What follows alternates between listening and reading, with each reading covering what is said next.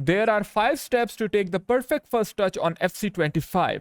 A perfect first touch will allow you to take your attack to the next level, as you will be able to attack much better, much faster without losing silly ball possession. And I want you to focus on these gameplay examples, as you will be able to recognize a pattern that we are able to consistently take a good touch, and a good touch allows us to transition to our attacks much faster, and it makes it harder for the opponent to guess what we are going to do.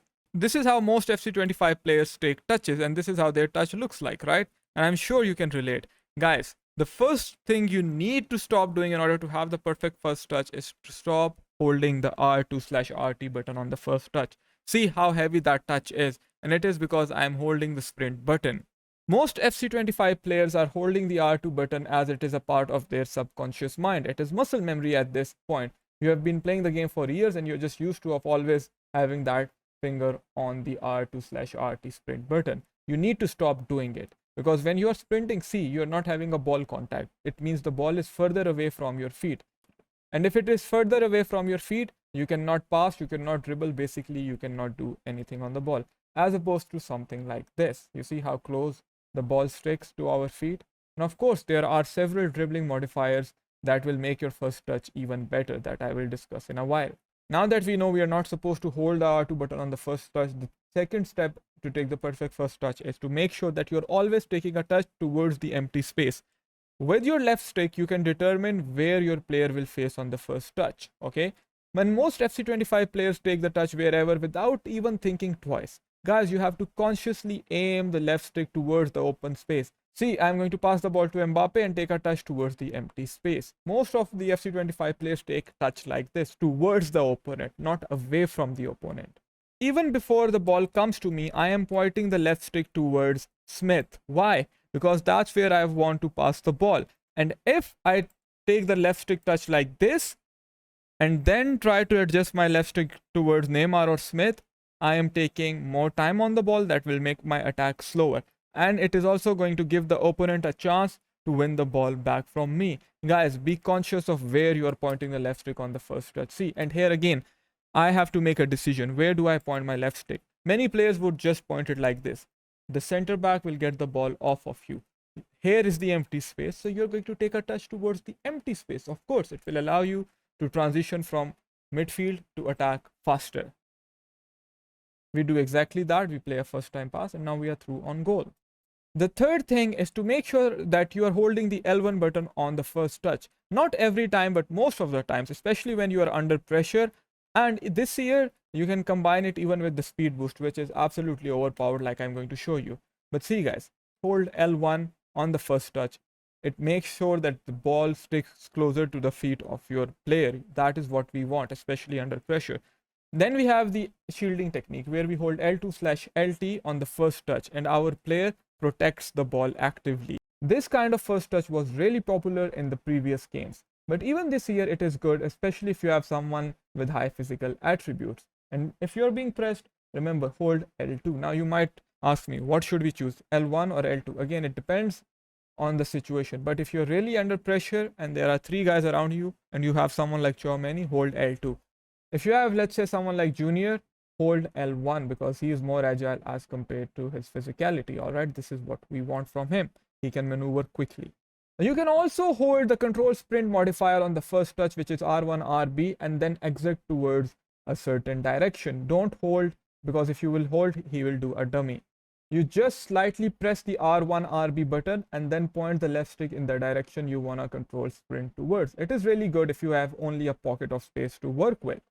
Now that we have learned the fundamentals and the mechanics, it is time to show you how to use it in game. Here you can see me doing a L1 sprint boost on the first touch. See guys, how do you perform it? You're going to hold L1 on the first touch like I told you, and then immediately exit with the R2 button. It will make sure that we are having a ball contact on the first touch, and then we get that initial burst of acceleration to go past defenders. This here, L1 into R2 on the first touch is absolutely overpowered, and this simple trick will take your game to the next level. I am not exaggerating. See what happens. We are flying past the opponent very easily, always turning away using L1. See, again, here with De Jong, I could have taken a touch like this, but I did not. Why? Because here is the empty space. We want to protect the ball while turning. We want to turn towards the empty space. It will make sure that we do not lose the ball possession easily, and then we can turn the defenders.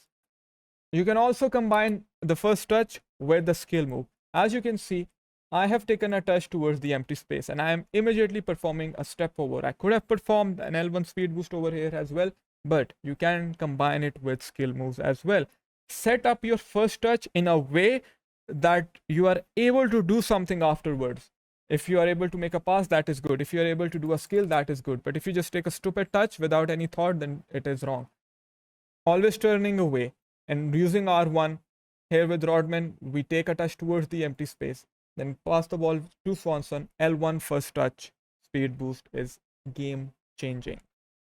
When you're building up in your own half, if you have to take 2 extra touches to protect the ball, take those touches, but do not risk losing the ball as you will end up conceding a goal. Again, here you will see me using L1 R2 speed boost a lot on the first touch. This is one of the easiest way to score goals on this game. Like I said, again, here we are going to set up the ball in a triangle and use the first touch. Did you see that first touch playstyle icon on Smith's head?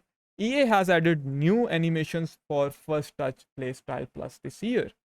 I am holding L1 on the first touch with Smith, and she is going to transition from the first touch more quickly than any other player. Why? Because she has the first touch playstyle, and there are new animations in this playstyle as well. We are able to use and abuse that playstyle.